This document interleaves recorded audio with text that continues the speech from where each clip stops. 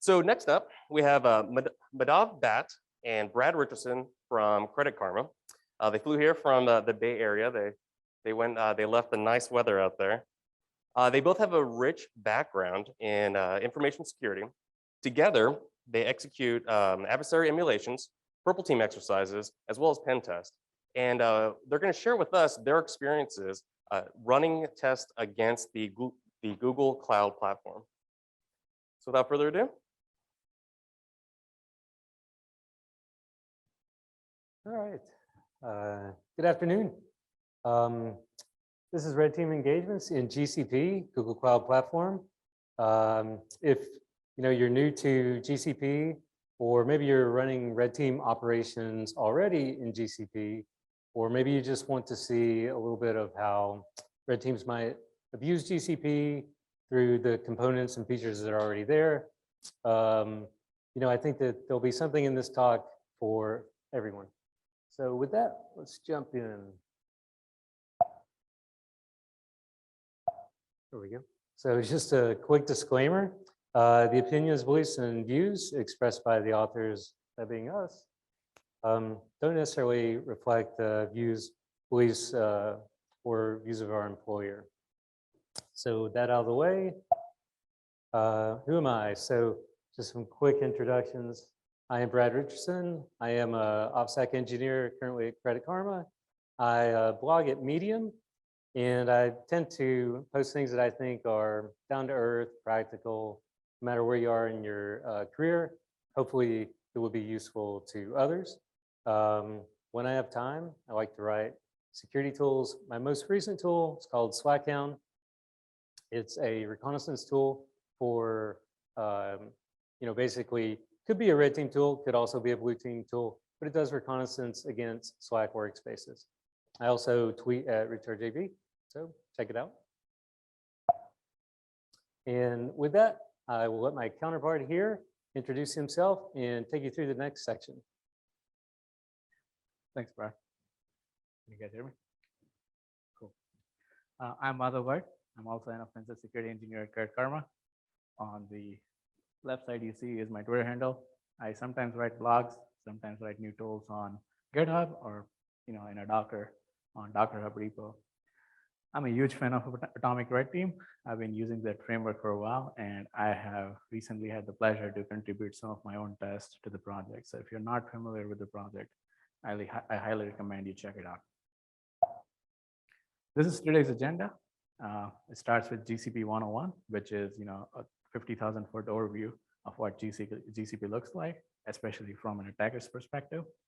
Then we'll walk through different phases of MITRE attack, initial foothold, persistence, persist, C2, lateral movement, and data exfiltration. And as an extra, we have thrown in data decryption. As you can see, we have not included every single phase of MITRE attack because we only got 35 minutes. So we have tried to include what we think would be interesting to the crowd. So without further ado, let's jump in. GCP 101. This is what GCP looks like, at a very high level. There is organization. Then there is project below that organization. And the project is made available components like GCS, Compute, Network, IAM, BigQuery. And some of these components are also made available to the organization. Like, for example, IAM is available to the organization. So this is a hypothetical domain. You own redteam.com. You break down that domain into org1redteam.com or to redteam.com. All these domains can act as organizations, and they can have their projects like Red Team Project 1, Red Team Project 2. Obviously, there is the hierarchy can be inherited in some of these components like IAM. Whatever permission you set at the organization level are inherited by the project. Same goes for the policy. But especially for the policy, you can have your project, be like, no, I don't want to inherit my policy from the organization, because we all have that moment where you don't tell me what to do, and it works very well for the attackers. In that case, project can set a custom policy. And if I want to give a specific example, at organization level, you have a policy that says that you cannot create service account. Well, at project level, you can be like, nope, I do want to create a service account. And this is basically what we talked about in the slide before, just an overview of that. I do want you guys to keep these things in mind, like redteam.com, Red Team Project One, because we'll try to stick to those examples throughout this presentation. Not in the screenshots, but at least in the text. So now that we have got that basic overview out of the way, let's see how we can get initial foothold inside GCP. So one of the most common ways you can go about this is man-in-the-middle attack with Evil Nginx. And this has been talked about a lot. It's been out there for a while, so we'll not do a deep dive here. If you are interested in deep dive, you can check out this great article from a friend of ours, Cedric Owens. He explains how you can do man-in-the-middle for this identity services. More often than not, if you compromise somebody's SSO token, you would be able to get inside their cloud, whether it's GCP, Azure, AWS, doesn't matter. If they don't have MFA set up somehow, you would be able to get in. The other way you can get in is using open source intelligence. So for open source intelligence, you want to look for GCP service accounts and GCP access tokens. GCP service accounts come in two varieties. One is the JSON file. If you look at the screenshot on the right bottom corner, it's an example of what a JSON file for a service account would look like. It is generated by Google, and it is a Google recommend way to use a service account key as opposed to using a public private key pair, which is the second flavor. In that case, you have to upload the public key and use the private key for service account key. And access token, if you want to know what a GCP access token looks like, all you got to do is run a command that's called gcloud authprint access token with an authenticated credential. It'll give you an idea what access token look like. But that's the other thing you can look for. You can use this access token for simply querying the API. And we'll see how you can leverage it later in the slide. But these are the things you want to look for during your open source intelligence. Now, this is my personal favorite for initial foothold through a compromised endpoint. Some of you might think that, hey, you already compromised an endpoint. Why are we calling it initial foothold? Well, you're right. You can think of that as a lateral movement from a compromised endpoint to the cloud. But we are specifically talking about initial foothold inside GCP.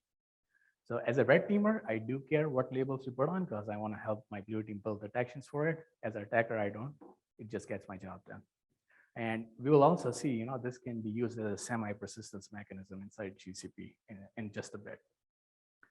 So if you land on a box of a user who uses gcloud, gcloud is a very powerful command line utility like PowerShell for Windows or AWS or AZ for Azure and AWS. gcloud stores clear text credentials inside .config gcloud directory inside a SQLite database. So all you got to do is exfil those databases, replace your own database with this exfiltrated databases, and you can just impersonate the user if the token is valid. You can find detailed write-up on my blog post, but sometimes you would even be able to find passwords for databases inside logs. You would even find access token inside logs. It's all in clear text. AWS and Azure suffer from the same symptoms. They also store credentials in clear text inside, I think it's .aws and .azure directory. All these cloud providers, they do offer premium services, as they might call it, to do IP-based whitelisting, so that even if these credentials are stolen, you can only access it from certain devices. So these are some things you want to keep in mind, whether you want to pay for this services extra, or maybe this should be included in your package. You don't have to pay for extra for something like IP whitelisting. Something you want to keep in mind when you are evaluating these cloud providers. Persistence. Now we'll talk about in this section 3 different levels of persistence at the compute level, project level, organization level. Let's start with, oh wait, I jumped ahead of myself. If you got initial access through man-in-the-middle attack or access token, you may have, you're running against the clock to get your persistence, right? So, we'll talk about what you can do in the next slides in that scenario. But if you popped GCP using a service account, well, take the day off, pop open a beer, you earned it. You just kill 2 birds with 1 stone. You have initial access and persistence, as long as that service account key is valid. And chances are it is, because by default, I think those service account keys live up to year 9999. They're going to outlive us all unless they find out it's compromised. So don't worry about that. And this is a screenshot I promised you all. You can use access token with a simple curl command to validate if it's valid or not. So for those of us who got initial access using Eval Nginx or that limited token we have, let's jump into what we can do about it. Persistence on compute. The most simplest way you can go about this is either find a GCP host that is public IP and add your SSH key through the metadata. All you gotta do is they have a beautiful cloud console, click the edit button and add your SSH key.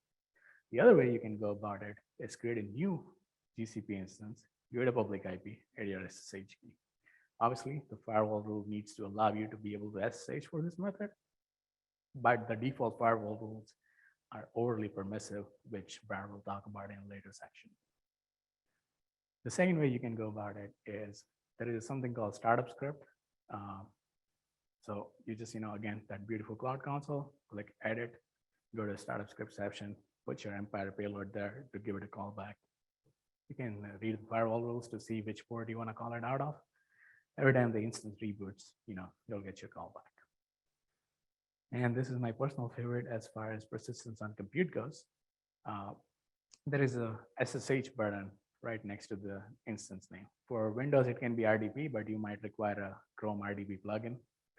So the way this works is you just click the SSH button.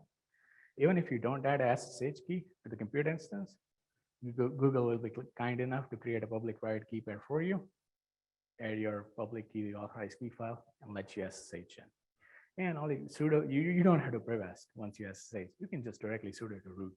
And after that, the whole thing is your playground, right? Just whatever your imagination lets you do, cron job, a service, a bash RC, however you like your persistence, you can do it.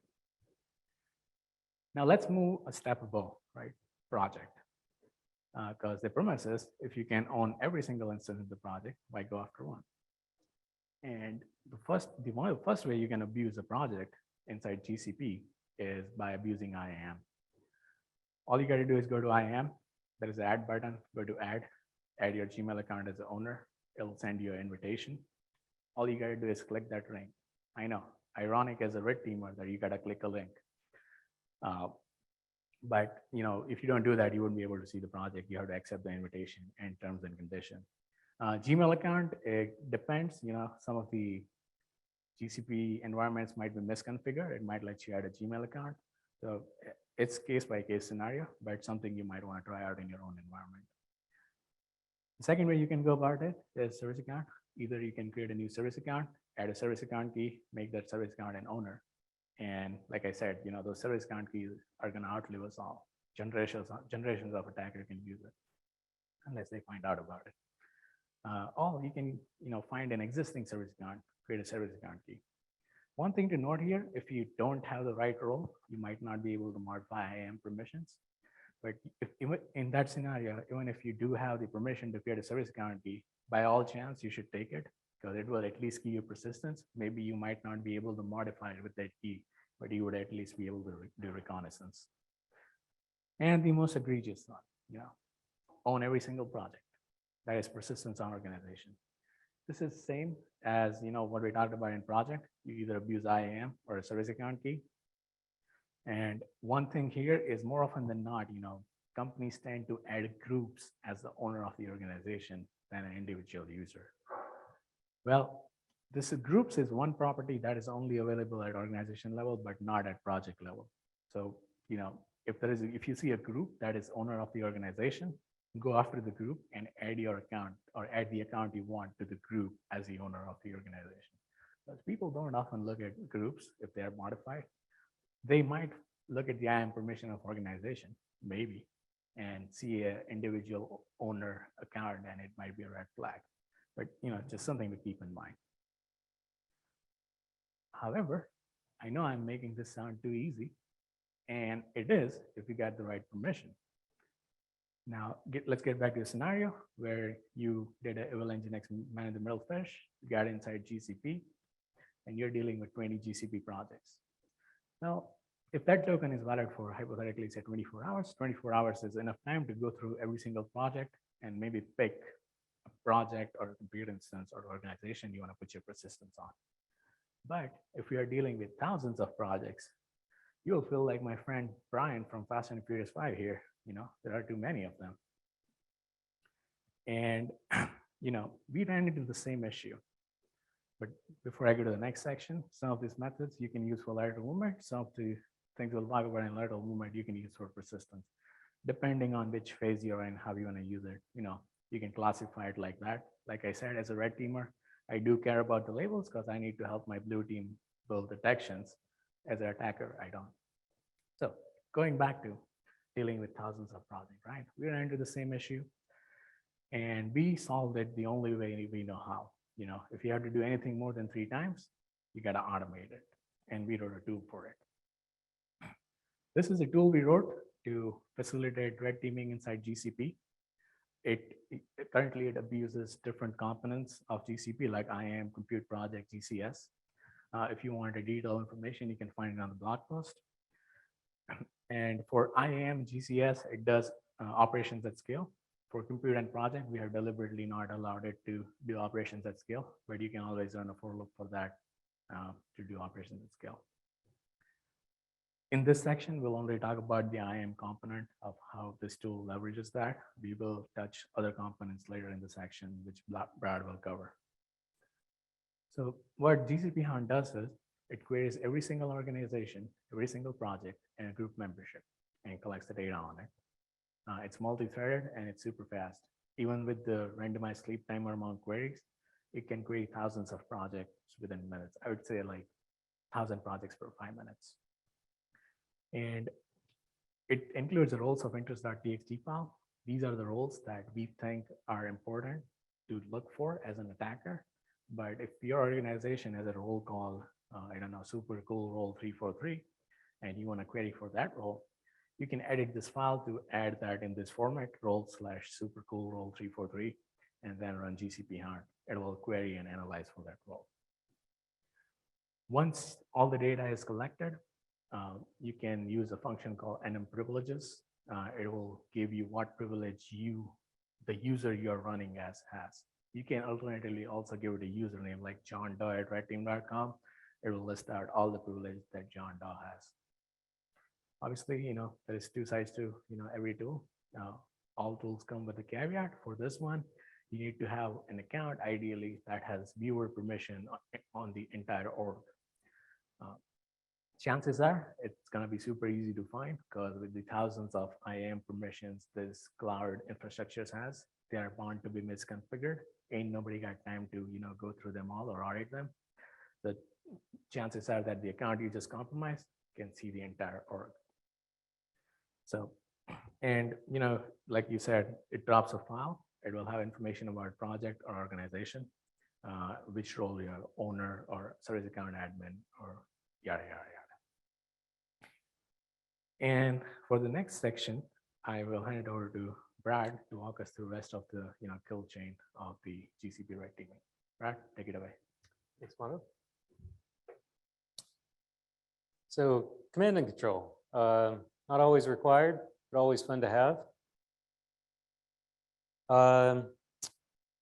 We found 2 ways that we like in GCP for doing this.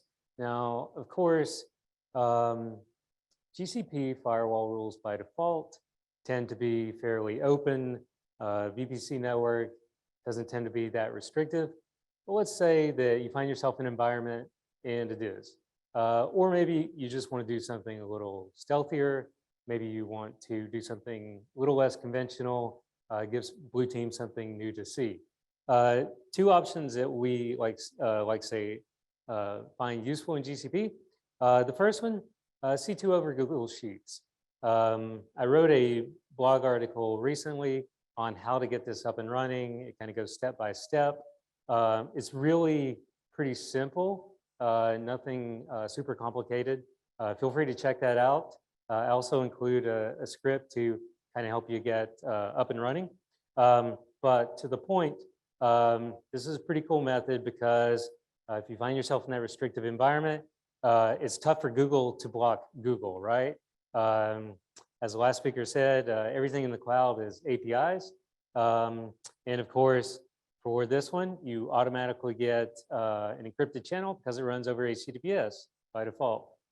Another option is DNS Cat 2. maybe you find yourself in a restrictive environment where UDP 53 or TCP 53 is blocked. Well, that's okay.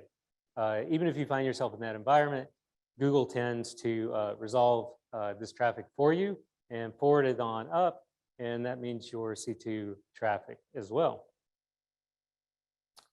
But if you do go the route of C2 via Google Sheets, again, super simple. As you saw in the last slide, you need to turn on the Google Sheets API in the cloud. Not a hard thing to do.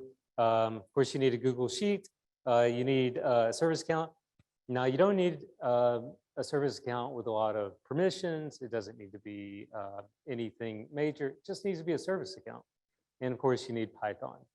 Now, if for no other reason, this makes it really handy for doing reconnaissance, at least initially. And it can also be as a dropper implant, a way for you to just upgrade to something that's, you know, a C2 framework that's more, has more features. So just a tip there. Now let's talk about lateral movement. So when you use Google Cloud Compute Services, by default, Google basically adds a Google service account or compute engine service account to the project. By default, this service account has the project editor role. And if you find an account that has an active auth token for this account, you can abuse it. So what you see there on screenshot is kind of what, although it's a little bit redacted, you can kind of see what that account looks like. Again, it's typically always there. And you can begin doing further like reconnaissance that you see for, you know, looking at the projects list, looking at IAM. Now, the cool thing is as I said before, it drops it or adds it automatically to the project with the editor role. Now, that's by default. You can reduce these permissions. Your cloud admins can reduce these permissions, but who has time for that? And that's where red team benefits usually.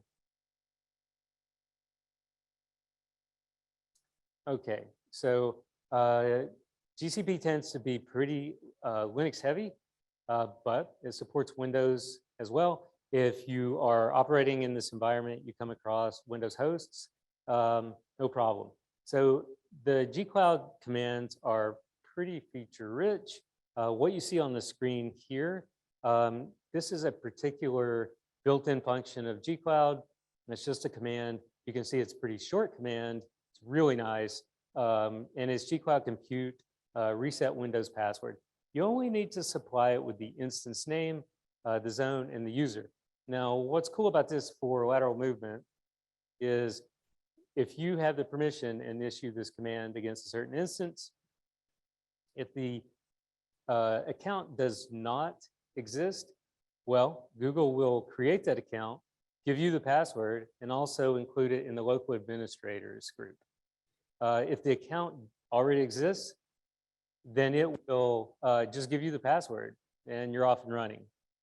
So really simple and easy way of moving laterally to Windows hosts.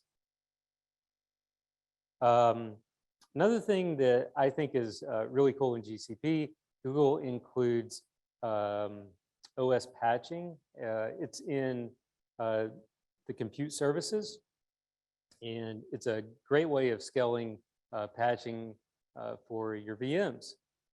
For the red team, this is also kind of cool, I think at least, because anytime that the red team can take a normal function that exists or service and find a way of abusing it for the red team purposes, I just think that's great. And for this one, you can patch the host while pwning the hosts. It works for Windows and Linux. In GCP, it supports both a pre and a post OS patch capability. And so what you see there in the screen, you can use the gcloud command and deploy your patch jobs. If you are a person that likes to go in all guns blazing, well, and you're not afraid of potentially the noise, you can literally not just patch one VM, but you can do the entire project. You can do all the Windows hosts, all the Linux hosts, however you want to do it. And I just think this is really super cool. And you see there, it's pulling a script from GCS. This works really well. You can also supply a script locally that you want executed on the host. Of course, you do need to reboot the host. This is another cool thing about this feature.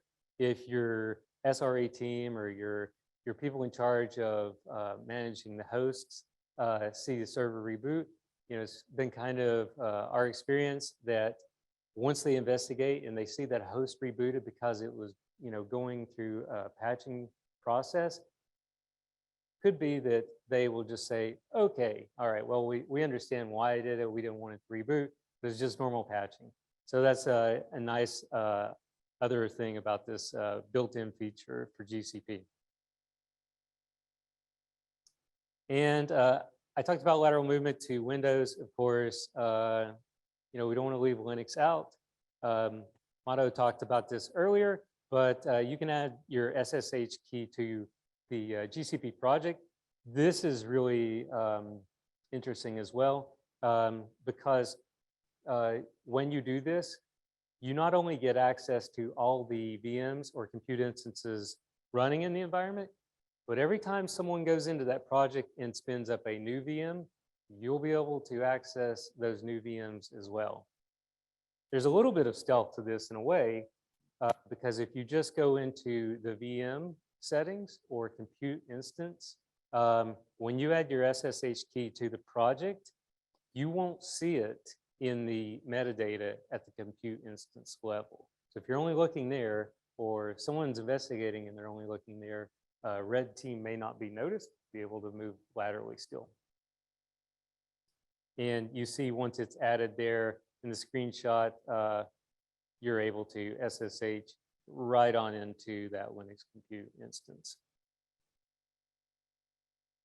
So before I mentioned in the C2 section that typically firewall rules in GCP tend to be open, at least in my opinion. Here's a screenshot. These haven't been modified. They haven't been customized in any way. Of course, you can do that. You can get very granular. This is not to say that that's not possible in GCP, but this is when you go in and create just a default VPC, default project, compute instances. That's literally what it looks like, and pretty open. So again, moving laterally, G-Cloud Compute SSH, pretty short command. Give it the instance, give it the zone, and as long as you have the right IAM permissions for the account that you're using, you can SSH on in. What's really interesting here, the firewall rules go out the window. When I say that, one thing that we found really interesting is with GCP, unlike traditional on-premise networks where you have firewalls, you have to add external IPs, maybe you have NAT rules, load balancers, that kind of thing. By default here, I give it the compute instance name. I don't have to specify an IP address, and I don't have to specify an external IP address, even if the compute instance doesn't have an external IP address. As long as I have the right permissions, I can SSH in from anywhere in the world. So that is something to definitely tighten up and to be aware of, especially if you're architecting one of these environments. And that's what you see there on that screen. One other thing is, after you see that we're able to log in successfully, that 35.235.240 that you see me logged in from, that's a Google IP address. That's not my home IP or somewhere on the internet. So Google is actually kind of hiding me in a way, unintentionally, but that's not my IP, that's Google's. And one other thing I would say about this is, if you look at that screenshot there, in this case, even if my key pair didn't exist, as long as I have the right IAM permissions in GCP, Google will go ahead and create it if necessary, create that key pair and add it to the instance so I can log in. And as I said, no external IP wouldn't matter. If I didn't have an IAP tunnel, which you see there in that screen shot there, it'll go ahead and add that for me too. So just quickly around data exfiltration and decryption, because it's all about the data, right? Eventually. So what you see here is the use of GCP Hound for really quickly getting a bucket list. Now, in testing labs, you probably only have a few buckets, maybe only a few objects, but in the real environment, it could be hundreds, thousands, who knows, right? And you want to act quickly. Well, GCP Hound makes it really easy to do that. So what you see there in that screenshot is using GCP Hound bucket list and then giving it the project. GCP Hound makes it really quick, checks your session is still valid, creates a folder of that particular project and buckets, queries it, downloads it, gives you a nice list to go through offline stealthily. And then the other part that you see in the lower hand screen is basically using GCP Hound to exfil those buckets. So let's say you've got that list, you've gone through it offline and it looks interesting and you want the rest. So exfil bucket will do that systematically using the GSUtil for you to download every one of those. And then data decryption. More often than not, if you can view the project, you're going to have the permissions to view the buckets. And with Google's KMS, if it's used to encrypt the data, you can just simply rely on those gcloud commands again, encrypt the buckets, and be able to download them. Of course, you just need the right key. You can get that from KMS as well if you have the permissions. And to find the right key, you can just run a for loop and iterate over them, kind of like a brute force attack until you find the right key. In that screenshot, you're basically seeing how those commands work. You can't cat the encrypted file, it's all garbled up, but you see with just the gcloud command and KMS, very easy to decrypt the file to the plaintext file that you want, and then you see where the decrypted file is catted, and if you can read this file, then you have successfully decrypted the file. All just relying on GCP built-in commands. So in closing, two additional things that I think we want to leave you with. This is really just a subset of what is possible in Google Cloud Platform. We went through a few features there, but there are many more. As Google adds additional services and features to GCP, they're only going to probably increase complexity with the power of it. And documentation may not always keep up.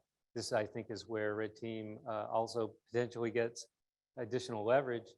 But if you're looking at those other components, for example, cloud functions for serverless code, secrets management, firewalls, policies, things like that, well, there's probably going to be other ways that you can think about in reading the documentation to abuse it as well, just like what we talked about with the OS patching.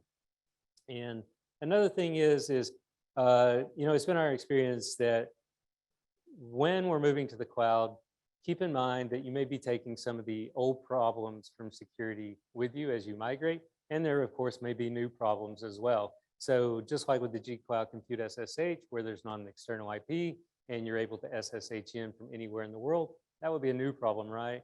But the concept of, it's kind of the same wine, but in a new bottle. When you're picking a cloud provider or you're red teaming in this environment, don't assume that the cloud provider has taken care of the security issues for you.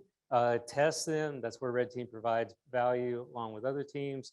And, for example, basic security controls such as IP whitelisting may not be included. It may be included, or it may not be working just the way that you think it did when you were looking at things from the traditional on-premise network. And of course, it's kind of like selling a car without the airbags. Verify that that protection is there and works the way you expect. And with that, we'd like to thank you for giving us a chance to share the information and our experience. And a big thanks to SANS for having us here as well. If there's time, happy to take questions from the audience or from Slack. But thank you, everyone. Thank you.